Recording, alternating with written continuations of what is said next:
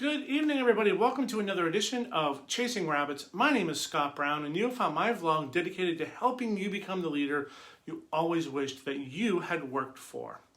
So I want to talk tonight about the one thing that I think stands in the way that is one of the most difficult objectives to overcome for all emerging leaders. And that is the concept of ego. Yes, of ego. Now, you think of ego, you think of those folks with inflated ideas of themselves, and then you think of those folks that may have reduced ideas of themselves. And those are the two extremes that are very difficult for new leaders to overcome. Because in the middle you have an ability to have equal parts humility and confidence. When you have humility, you're willing to ask for help. You're willing to accept ideas of others. You're willing to know that and explain that you don't even have all of the questions, let alone have all of the answers.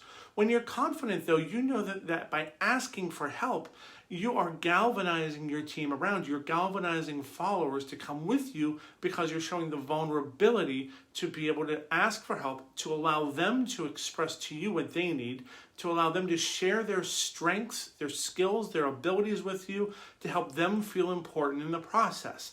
So that humility and confidence, extremely important when it comes to being able to make the connections you need with others to help build an effective team, to help galvanize those folks to follow you. But on those two extremes, those two ends, that's where I find most new leaders especially, tend to sit. On the one side, you have all of those individuals that have imposter syndrome, the ones that aren't sure why someone should follow them, that don't think that they have the experiences or the status or the position or whatever it is in their own mind that they've come up with, that they don't think they have that thing that enables them to lead others. I'm here to tell you, everybody has something that others will follow. Imposter syndrome is really just self-talk that is convincing yourself to be small, that is convincing yourself to play it safe, to not step forward, to take ownership of others' journeys, that is saying it's safer to stay on the sidelines because I can't fail if I'm over here. Not realizing that because you're over here, that imposter syndrome is why you're going to ultimately fail.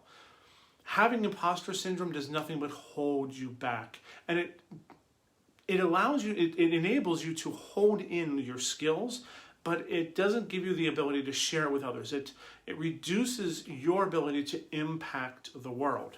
On the other side of that spectrum, though, on the opposite side of imposter syndrome, is exorbitant pride, almost narcissism, where you think that you know everything. You have experienced it all, you have done it all. Folks should follow you just because you showed up. You believe that you don't necessarily, it's not just that you have all the answers, you have all the questions.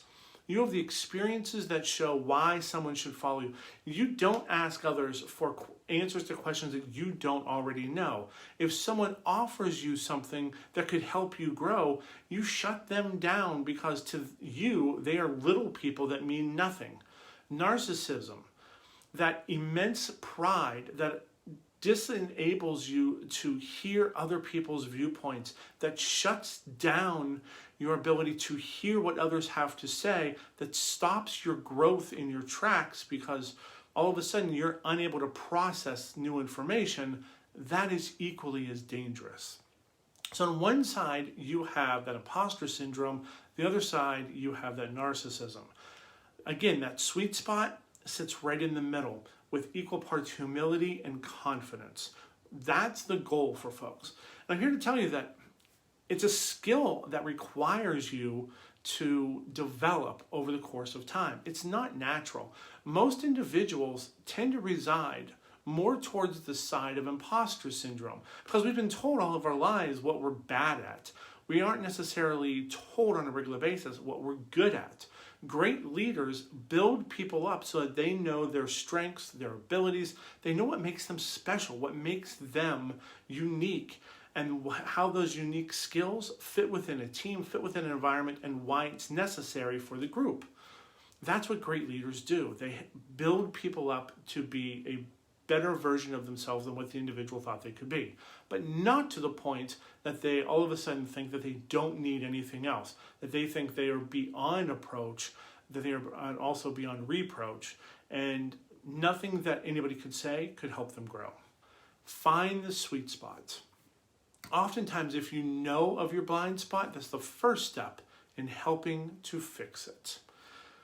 So until tomorrow, my friends, know that leadership voice is something to be developed. And the first step in developing it is to find a healthy relationship with ego, humility, and confidence, not imposter syndrome nor narcissism. Until tomorrow, my friend, have a wonderful night, and I will see you tomorrow for another edition of Chasing Rabbits. Be well, everyone.